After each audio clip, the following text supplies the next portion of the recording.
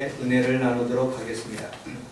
몇 시간에 걸쳐서 우리 초신자 성도님들을 위해서 하나님의 성경에 대해서, 그리고 또 기도에 대해서, 또 하나님의 말씀에 대해서, 오늘은 교회에 대해서 함께 알아보도록 하겠습니다. 저는 어린 시절에 유년주일학교라는 그런 데를 다녔습니다. 이때 되면 흰 구름 뭉게뭉게 피어나는 곳 하면서 유년주일학교를 가며, 그리고 새벽 기도도 갔습니다. 교회는 저의 삶의 전부였고, 그리고 또 나의 놀이터였고, 그리고 신앙이 무럭무럭 자라는 그런 곳이었습니다. 제가 문제가 있을 때마다 교회에 들어가면, 예전에는 문을 이렇게 열어놓았던 그런 기억들이 있는데, 교회가 성장하면서 큰 건물이 되면서 교회 문을 닫게 되었습니다. 그러면 계단 구석이라든지 계단 꼭대기에 올라가서 하나님 앞에 늘 기도하고 하나님의 영으로 그렇게 살았던 어린 시절의 그런 모습을 보게 됩니다. 어린 시절에는 그 아버지를 따라서 저기 서울에 있는 그 방배동이라는 그런 곳에 있는데 수요 예배를 왔는데 어둑어둑하게 됐어요. 당시에는 6.25 사변이 막 끝나는 그런 시절이었기 때문에 그 길이 공동묘지가 중간에 있었는데 집으로 달려가려면 굉장히 무서운 거예요. 그래서 한참을 기다렸다가 어느 아저씨가 자전거를 타고 막 하면 그 뒤를 열심히 따라가는 거예요. 그러면 그 아저씨는 누가 쫓아오는 줄 알고, 귀신이 쫓아오는 줄 알고 막 열심히 도망가면, 저는 거기에 놓치면 무서움이 다가오기 때문에 죽기 살기로 그 아저씨를 따라가서 집에까지 무사히 도착한 그런 기억들도 있습니다. 어쨌든 내 삶의 전부는 교회였고, 지금도 교회에서 살고 있고 교회에서 행복을 느끼고 있습니다. 여러분들 삶 가운데 교회가 여러분들의 삶의 큰 영적인 축복의 장소가 되시고 은혜의 장소가 되시기를 주님의 이름으로 축복합니다. 아멘. 그러면 교회는 어떻게 하여서 교회가 형성됐는지 여러분들 성경을 같이 한번 읽어보도록 하겠습니다. 역대상 3장 1절을 같이 한번 읽어보도록 하겠습니다. 시작. 솔로몬이 예루살렘 모리아 산에 여호와의 성을 건축하시니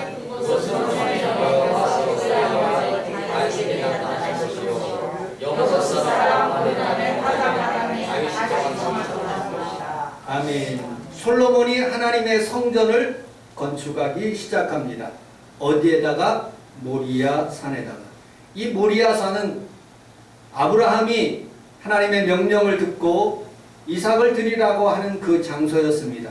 그리고 3일길을 걸어가서 그곳에다가 단을 쌓고 하나님의 말씀대로 아들 이삭을 죽이려는 순간 하나님이 아브라함아 아브라함아 됐다 됐다 하시면서 멈추게 하셨고, 그리고 그곳에다가 수양 한 마리를 준비해서 여호와 이레 되신 주님이, 수양이 바로 예수 그리스도의 예표로 거기서 나타나는 모습을 보게 됩니다. 그곳에서 하나님의 성전을 지었다고 성경은 말하고 있습니다. 또 성경은 이렇게 답변하고 있습니다. 아버지 다윗에게 나타난 곳이요 여부스 사람 오르난의 타작마당에서 그곳에다가 성전을 지었다고 성경은 말하고 있습니다. 하나님께서 아브라함을 축복하시고 이스라엘 백성들을 쭉 축복하시며 큰 왕 다윗의 왕을 하나님께서 복을 내려주셨어요. 그런데 자기 힘으로 하나님께서 주시는 큰 부강한 나라를 생각하지 않고 자기 힘으로 했다는 것을 상상하기 위해서 계수를 하기 시작합니다. 한 사람 한 사람 몇 명인가 군대 몇 명을 계수하기 시작한 거예요. 그런데 하나님이 기뻐하시지 않은 거예요. 하나님께서 도와주셔서 전쟁에 이기게 하시고 이 나라 이 민족을 이렇게 풍요하게 하셨는데 갑자기 계수함으로 교만이 들어온 거예요. 그래서 세 가지 질병을 이스라엘 백성들 다윗에게 해당되는 그런 나라와 민족에게 베풉니다. 그 중에 하나를 선택하는데 그 중에 하나가 7일 동안 7만 명 사람들이 3일 동안 7만 명이 죽는 모습을 보게 됩니다. 그때 오르난 타작마당에서 하나님 앞에서 제단을 쌓고 하나님 용서하여 주시옵소서 그러니까 하나님의 칼이, 하나님의 사자의 칼이 그곳에서 멈춘 그 장소가 오르난 타작마당이라고 성경은 말하고 있습니다. 하나님께서 이스라엘 백성들을 그곳에다가 이제 하나님 솔로몬 성전을 아름답게 그렇게 건축하기 시작합니다. 그런데 그곳에 우상이 들어오고 하나님이 기뻐하시지 않는 삶을 살아가니까 바벨론이라는 나라가 쳐들어와서 예루살렘 성전에 있는 모든 것을 다 허물어 버립니다. 70년 뒤에 수르바벨이라는 그런 제사장이 하나님의 성전을, 그 총독이 하나님의 성전을 아름답게 다시 짓기 시작합니다. 그리고 보수하여서 헤롯이라는 왕이 예루살렘 성전을 이렇게 짓게 됩니다. 그리고 예수님께서 그곳에서 십자가로 달려 돌아가시면서 예언하기 시작합니다. 이 예루살렘 성전은 돌 위에 돌 하나도 남지 않고 다 무너지리라. 우리 주님께서 그곳에서 부활하셔서 성전이 아니라 예배당, 하나님의 성전, 교회를 하나님께서 그곳에서 허락하신 모습을 보게 됩니다. 그래서 여러분들 장면을 보면 지금도 수많은 유대인들이 예루살렘 벽을 향하여서, 무너진 벽을 향하여서 하나님 우리가 잘못했습니다. 하나님의 성전을 허물었습니다. 죄를 졌습니다. 라고 날마다 그곳에서 지금도 모여서 하나님 앞에 기도하는 모습을 보게 되지요. 오늘 우리 하나님 앞에서 그 성전이, 그 예루살렘 성전이 유럽으로 들어가고 그리고 또 미국으로 가서 미국에서 다시 한국으로 들어와서 우리 성원 순복음교회가 영적인 예루살렘이 되어서 오늘 예배드리며 하나님 앞에서 예배드릴 때 여러분들에게 큰 은혜와 은총이 있게 될 줄로 믿습니다. 아멘. 두 번째로 교회는 하나님께 예배드리는 장소입니다. 우리 히브리서 11장 6절에 있는 말씀을 같이 한번 읽어보도록 하겠습니다. 시작. 믿음이 없이는 하나님을 시험하여 하나님의 하나님께서 자기의 구하신 것과 또한 자기를 찾는 자들에게 아멘. 믿음이 있어야지 예배를 드립니다. 하나님이 반드시 이곳에 계시고 그가 자기를 찾는 자들에게 상 주시는 이심을 믿고 나오는 그런 공동체 장소인 것입니다. 이 장소는 사도행전 13장 1절에 보니까 안디옥 교회가 있습니다. 선지자들과 교사들이 있으니 곧 바나바와 니게르라는 시몬, 여기 니게르라는 말은 흑인이라는 그런 뜻입니다. 니가 그러면 외국에서 흑인들을 부를 때 니가 부르면 굉장히 화난다고 그래요. 니그로 그런 뜻이라고 합니다. 니게르라는 시몬과 구레네 사람 루기오와 분봉왕 헤롯의 젖동생 마나엔도 거기에 있었다고. 그러니까 모든 삶의 계층에 있는 흑인도 있고 백인도 있고 그 다음에 분봉왕도 있고 위에 있는 높은 사람도 있고 아래에 있는 그런 흑인도 있고 모든 사람들이 다 영적인 공동체가 되어서 하나님 앞에 예배 드리는 그곳이 바로 교회인 것이죠. 그곳에서 하나님의 말씀이 증거됩니다. 그것을 바로 설교라고 하지요. 구약시대에는 하나님 앞에서 예배 드릴 때 제물을 쌓아가지고 제물을 가지고 하나님 앞에 예배 드렸습니다. 그러나 지금은 현대에서는 신약에서는 그렇지 하지 않고 하나님 앞에 예물 드려 그 제물이 예물이 되어서 하나님 앞에 향기로운 예물로 올라가는 모습을 보게 됩니다. 그 예물들이 모여서 김종국 선교사님을 도와주고 하나님 앞에서 우리가 구제와 선교를 하는 그런 예물들이 바로 우리의 헌금인 것이죠. 혼자서 예배 드리는 곳이 아니라 함께 예배 드리는 곳이기 때문에 사람들을 배려하고 그리고 사랑이 넘쳐나는 그런 곳이 바로 교회인 것입니다. 한스 킹 목사님은 원래 천주교 신부님이셨습니다. 이분이 교회란 무엇인가라는 그런 책을 썼어요. 거기에 크게 두 가지를 포인트를 가지고 있습니다. 첫째로는 신앙의 공동체다. 전능하사 천지를 만드신 하나님 아버지를 내가 믿사오며 그렇게 하나님 앞에서 신앙 고백을 하는 공동체가 교회라는 것이죠. 두 번째는 모든 사람이 다 왕 같은 제사장이다라고 말씀하고 있어요. 우리 성경 베드로전서 2장 9절을 같이 한번 읽어보도록 하겠습니다. 시작.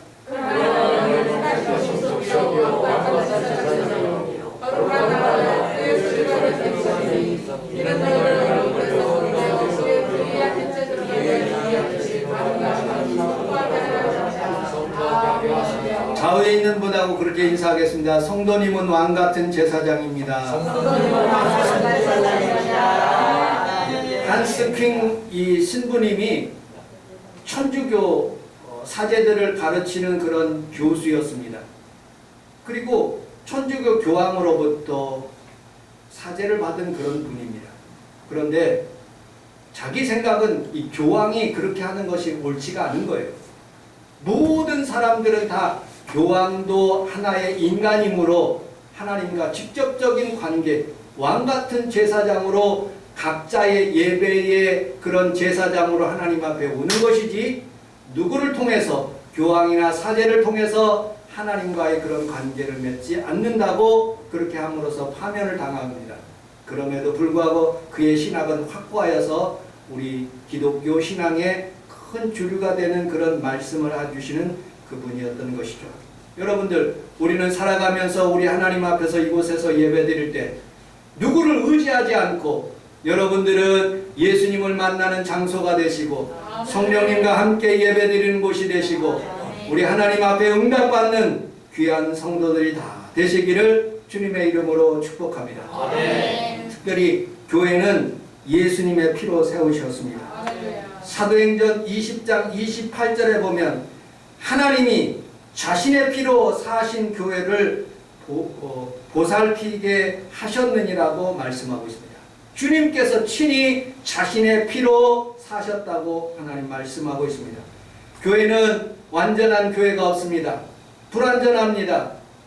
오늘 김종국 목사님께서 어느 교회를 가시는데 제가 그 교회를 살펴보니까 분쟁이 일어나가지고 법정 소송이 일어나는 그런 교회를 가시더라고요. 그래도 그 교회에서 분란해서 이렇게 둘 다 이렇게 같이 예배를 드리는 모습을 보게 됩니다. 여러분들, 우리 성원 순복음교회도 완전한 교회가 아니에요. 그런데 예배소서 5장 27절에 보면 자기 앞에 영광스러운 교회로 세우사 티나 주름 잡힌 것이나 이런 것들이 없이 거룩하고 흠이 없게 하려 하심이라고 말씀하고 있습니다. 이곳에 오면 여러분들의 모든 죄악이, 여러분들의 모든 허물이 깨끗해지고 거룩해지고 하나님의 은혜가 여러분을 삶 가운데 임하는 장소가 되시기를 주님의 이름으로 축복합니다. 아멘. 교회는 또한 교제의 장소예요. 첫 번째로 하나님과 교제하고요, 성령님과 교제하고요, 성도들끼리 교제하는 것. 지금은 코로나 때문에 예배 후에 2층에 올라가서 식사를 하지 않지만 여러분들 성도들끼리 늘 교제하며 하나님 앞에서 은혜를 나누고 성도들에게 중보기도 하며 그렇게 살아가시기를 주님의 이름으로 축복합니다. 아멘. 세 번째로 교회는 예수님이 행하신 일을 하시는 곳입니다. 자동차, 시계, 그리스도인 세 가지 공통점 특징이 있습니다. 겉모양만 보면 알지 못해요. 그러나 내적 동력이 있어야지만이 이것들은 움직입니다. 시계는 시계에 있는 내부에 있는 것이 얼마나 중요한지 몰라요. 자동차도 그 겉모양만 봐서는 안 되는 거예요. 그 속에 있는 엔진이 얼마나 틈실하느냐에 따라서 운전할 수가 있는 것이죠. 이와 마찬가지로 우리 성도들도 여러분들 마음속에 주의 성령이 없으면 구주로 고백할 수도 없고 성령이 없으면 예배당에 나올 수가 없는 것이죠. 여러분들 마음속에 주의 성령이 있음을 믿으시면 아멘 하겠습니다. 아멘. 성령님 인정합니다. 환영합니다. 모셔드립니다 하면 여러분들 마음속에서 운행하시고 좋은 일을 허락하여 주실 줄로 믿습니다. 아멘. 그래서 교회는 예수님의 행하신 일들을 하는 거예요. 크게 두 가지를 합니다. 첫째로는 침례를 베풀어요. 자, 장로교에서는 세례라고 하죠. 우리 순복음에서는 침례라고 합니다. 두 번째, 성례전을 해요. 우리는 매주 첫째 주 월요일, 첫째 주 주일날 성례전을 이곳에서 베푸릅니다. 두 가지를 우리 주님께서 하시라고 했어요. 우리 주님께서 하셨기 때문에 우리 마태복음 3장 16절을 같이 한번 읽어보도록 하겠습니다. 시작. 예수께서 세례를 받으시고 곧 물에서 올라오셨을 하늘에 하나님의 성령이 그를 주시며 자기에게 하늘로부터 소리가 있었을 때 아멘. 우리 예수님께서도 침례를 받으셨어요. 죄가 없는 분인데 우리 주님께서 침례를 받으셨어요. 여러분들 순복음에서는 침례가 조금 달라요. 저는 장로교회 4대째 믿어오는 그런 저희 아버님이 목사님이셨기 때문에 장로교회 스타일로 침례를 받았어요. 어린 시절에 유아세례를 받고요. 중학교 1학년 때 되어서 고재동 목사님을 통해서 제가 물세례를 이렇게 제일 앞에 앉아가지고 물세례를 받았어요. 6개월 동안 그 세례 문답을 통해서 그 용지를 교회에서 주는데 그것을 암기하면서 그것을 합격해서 제가 받게 되었어요. 그런데 순복음에서는 제가 그렇게 하지 않습니다. 순복음에서는 조금 이 세례하고 침례하고 좀 달라요. 사도행전 8장 35절에 보면 이런 말씀이 나와요. 우리 35절, 36절을 같이 한번 읽어보도록 하겠습니다. 시작. 빌립이 이르러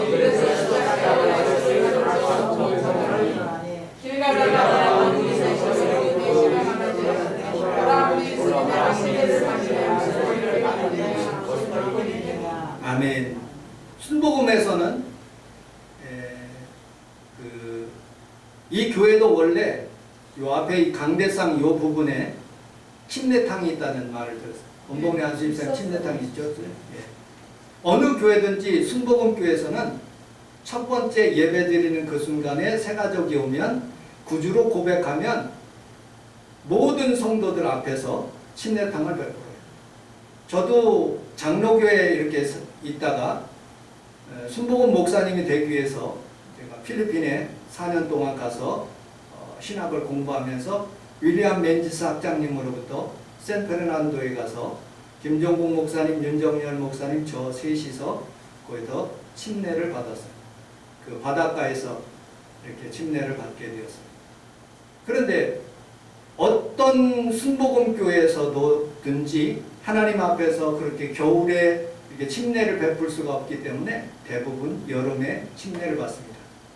우리 정우가 이제 침례를 받게 되는데 침례를 받고 싶으면 마음에 준비를 해야 돼요.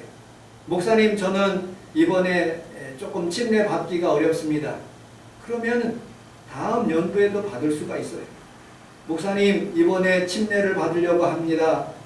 목사님 침례를 베풀어 주세요. 그러면 우리 교회 건축하면서 제가 제일 꼭대기에 4층 그 위에다가 침례탕을 이렇게 둥그렇게 이렇게 만들어 놨어요.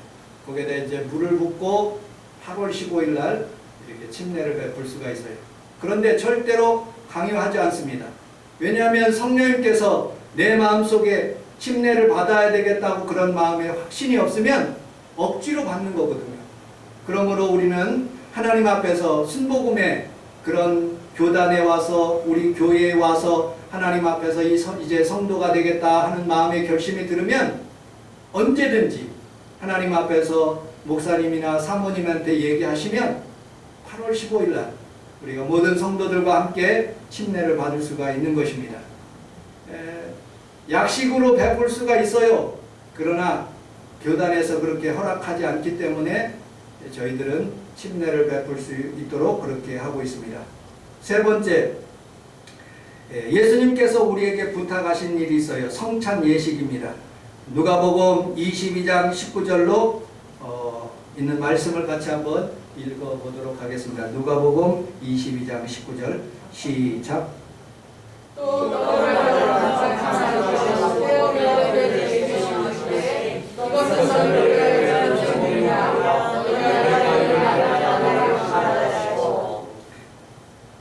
고린도전서 11장 24절에 보면 축사하시고 떼어 이르시되 이것은 너희를 위하는 내 몸이니 이것을 행하여 나를 기념하라 하시고 하면서 성찬 예식을 거행하셨습니다. 다른 교단에서는 분기에 한 번씩 하는데 우리는 매달 한 번씩 그렇게 첫 주에 성찬 예식을 베풉니다. 우리는 우리 하나님 앞에 살아가면서 이 교회에서 이런 예식을 베풀면서 교회하는 것입니다. 자, 네 번째, 교회는 성도들의 믿음이 있어야 합니다 라고 말씀하고 있습니다. 우리 함께 따라하겠습니다. 믿음이 있어야 합니다. 믿음이 있어야 합니다. 세상에서는 학력이 있고 돈이 있고 무슨 권세가 있고 그렇게 하지만 오직 교회는 믿음이 있어야 됩니다. 믿음으로 구원받고요, 믿음으로 예배 드리기 때문에 그렇습니다. 여러분들 오늘 이 시간에 믿음이 자라나며 믿음으로 여러분들 하나님 앞에서 예배 드리시기를 주님의 이름으로 축복합니다. 아멘. 여러분, 환경적으로 어려우신 분들이 있어요. 나이 들면 정년 퇴직을 하거나 퇴직을 하는 성도들을 보게 됩니다. 건강에 대한 두려움이 있고요, 물질적인 어려움을 당하는 그런 성도들이 있습니다. 그러나 여러분들 걱정하지 마십시오. 걱정만 한다고 해결되는 것이 아니에요.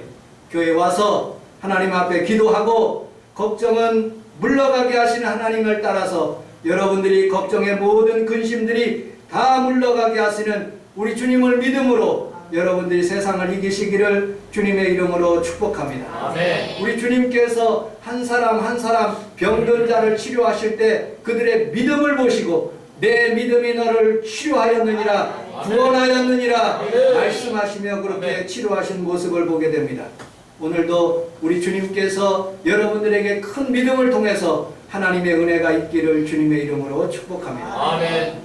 교회는 이런 믿음이 모여 있는 장소입니다.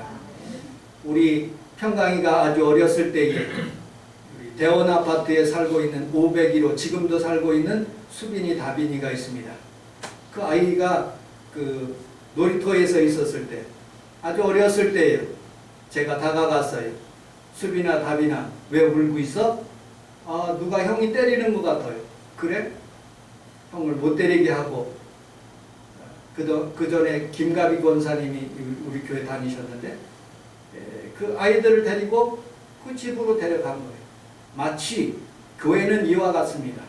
교회는 악한 원수마귀들로부터 보호해 주시는 하나님의 능력을 따라서 이곳에 오게 하시고 보호하게 하시고 음식을 주게 하시며 영적으로 만나를 주게 하시고 치료하시는 곳이 바로 이 교회인 거예요. 아멘. 여러분들에게 그런 은혜가 있기를 주님의 이름으로 축복합니다. 아멘. 다섯 번째, 교회는 너그러운 곳입니다.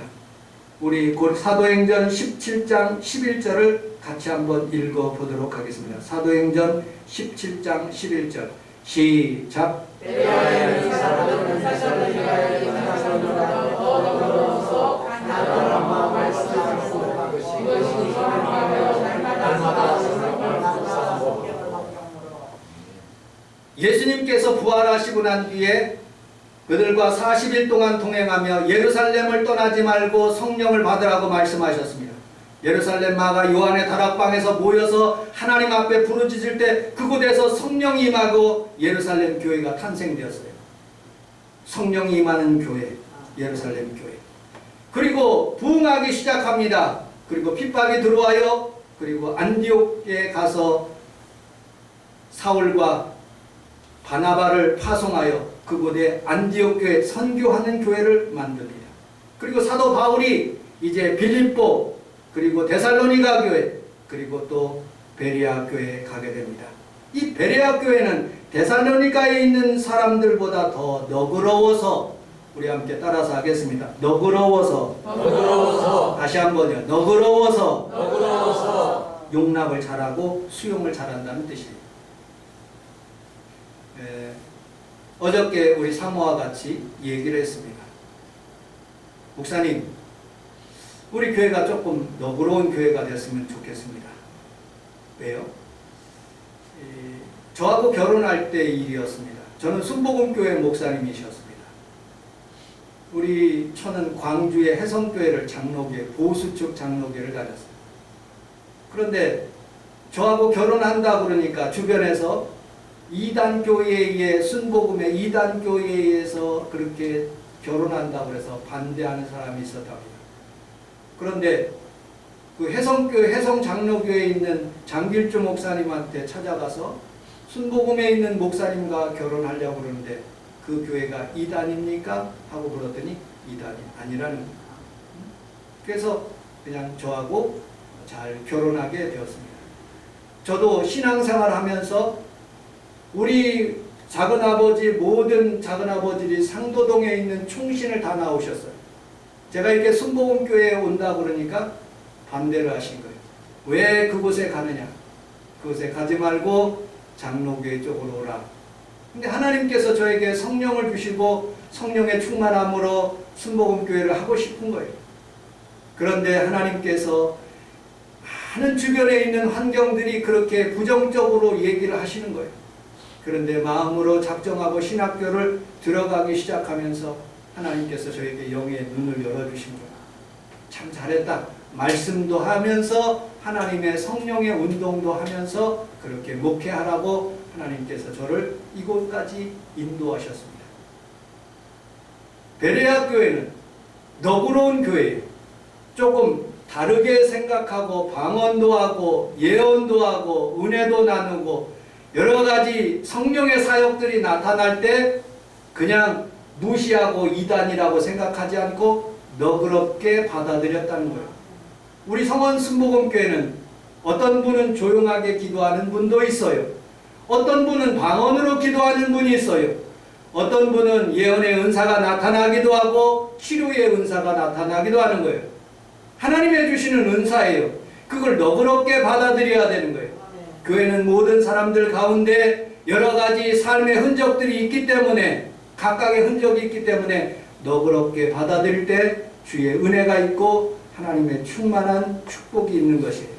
우리 사랑하는 성도들이 다 너그러운 성도들이 다 되시기를 주님의 이름으로 축복합니다. 아멘. 말씀을 맺도록 하겠습니다. 마크 트웬이라는 그런 사람이 있습니다. 우리 사모님이 아마 그 동영상을 보여주실 것입니다. 마크 트웬은 저렇게 생겼어요. 그런데 이분이 반기독교인이에요. 굉장히 기독교를 싫어해요. 그런데 글을 참 잘 써요. 글을 참 잘 씁니다. 톰 서여의 몸, 허클베기의 몸, 그리고 또 미시시피 뭐 그런 것들을 써서 많은 사람들에게 감동을 주는 거예요. 그런데 하루는 사진을 어떤 자기의 작가가 자기를 좋아하는 그런 사람이 남자가 와서 이렇게 얘기하면서 사진첩을 보여주면서 자기 동생의 모습을 보여주는 거예요. 이 그림을. 너무 아름다운 거예요, 여자가. 그래서 이 마크 트웬이 결혼해야 되겠다 하고 마음에 결심해서 그 집을 찾아가요. 찾아가서 생활하면서 그 며칠 동안 얘기하면서 헤어지는 그런 시간에 청혼을 하는 거예요. 결혼하고 싶다고. 그러더니 그 장인이 그리고 또 이 마크 트웬이 부인 될 사람이 딱 거절해요. 싫다. 작가는 싫다. 그래서 이 마크 트웬이 할 수 없이 더 결혼하고 싶은 마음으로 마차에서 뛰어내려서 허리가 부러지듯이 그렇게 며칠 동안 한 3주 동안 그렇게 입원하는 상태에서 그 집에 머무르게 돼요. 그러면서 계속 구애를 하기 시작합니다. 그리고 마침내 결혼하게 되었습니다. 결혼하게 되는데 조건이 하나가 있어요. 무슨 조건이냐? 이 부인 될 사람은, 이 부인은 예수님을 너무너무 잘 믿는 거예요. 그런데 이 마크 트웬은 예수님을 안 믿기로 작정한 사람이기 때문에 서로 간에 트러블이 있을 수가, 종교적인 트러블이 있을 수가 있는 거예요. 그래서 서로 결혼하기 전에 조건 하나를 걸어요. 서로 종교에 타치하지 말자. 절대로 당신이 믿는 종교하고 내가 믿지 않는 그런 종교하고는 그렇게 타치하지 말고 그렇게 교회 가지 하지 않긴 조건으로 결혼을 하게 하는 거예요. 그리고 결혼을 하게 됩니다.